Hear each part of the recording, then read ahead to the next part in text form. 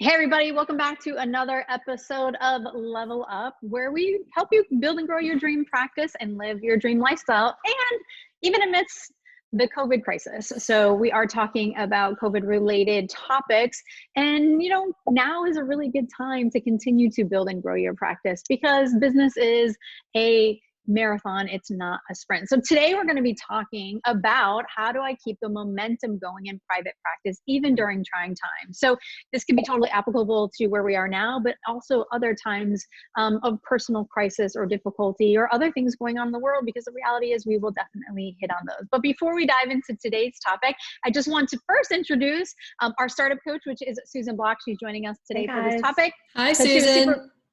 She's super passionate about it, and we just wanted to take a moment to thank our sponsor for the Level Up series.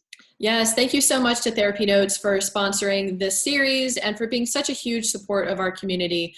They are an amazing EHR platform. If you are in need, definitely check them out, and you can get your first 2 months for free with code PPS, as in Private Practice Startup. Just go to the website, therapynotes.com, and take advantage of the opportunity. And I'm excited to talk about this topic because I don't know about you guys, but I have definitely felt times, especially recently, where I feel like I'm really struggling to keep my momentum going. I'm calling it the pandemic funk and the coronavirus funk, whatever you want to call it. I definitely have been feeling like I've been in that funk recently, and it's hard to keep motivated and inspired and hopeful, because I think in my mind, I just assumed that we would be in this place of quarantining and sheltering in place for about a month. Nobody said it was going to be a month, but for some reason in my mind, I thought it was going to be about a month, and it's been well over that now. And it just kind of feels discouraging sometimes. So I know for me, it's been really helpful to just take a step back and think about, okay, where am I at? How am I feeling today? What do I have going on? Have I been up all night long with the baby? How is my sleep doing? What's my schedule like? And where can I cut myself some slack? How can I just kind of be gentle with myself and focus on what I need to get done, bare minimum, not being so unrealistic with my expectations of myself. So just recognizing first where you're at and what you need to do for self-care. I think that's a really important thing, because if you're not okay, you're not going to be able to sustain that momentum over time. It's just going to be impossible. You're not going to be your best self for your family members, anybody that you're sheltering in place with, or for your business or for your clients. So make sure you're gentle with yourself and checking in with yourself first. And then my second tip would be to think about, at the beginning of your day, just taking a moment and identifying your top priority. Think about, okay, what is the one thing for business that's going to help move the needle forward, that's going to help propel your business forward, and try to stay focused on that one thing. And then once you're done with that, if you can do other things, awesome. But if that's just the one thing that you got done today that's going to help move your business forward, that's awesome, especially during these times. I love that you talk about that, because I'm reminded of the book, The One Thing, and really successful people really stay on track and focus on that one thing to get it done. I mean, it's been a process of our own evolution, right? We have our code word squirrel to let us know when we have either multitasked or fallen off, the path. And so really focusing on that one thing is really important. And I think a lot of times business feels very counterintuitive, right? Like there's so many things going on and I have to attend to so many things. So let me focus on all the things. And the reality is that stuff slows you down. So I'm so grateful that you shared that tip. And hopefully as people are listening today, they're just kind of taking a deep breath or a sigh of relief. Susan, I know you have some great tips as well. What would you like to share? Yeah, I think just, piggybacking on what Kate had just said, that it's okay wherever you are. If you're at the very beginning phase of starting your practice, and right now you just need to kind of stay put with what you've put in place already, that's okay. You don't have to get super creative right now if that's not where you are.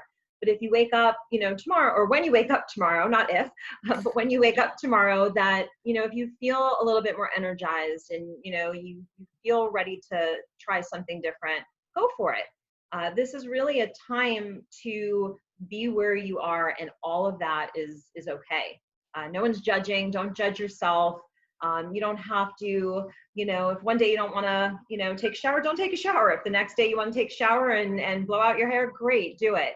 So just being okay and not judging yourself. Awesome.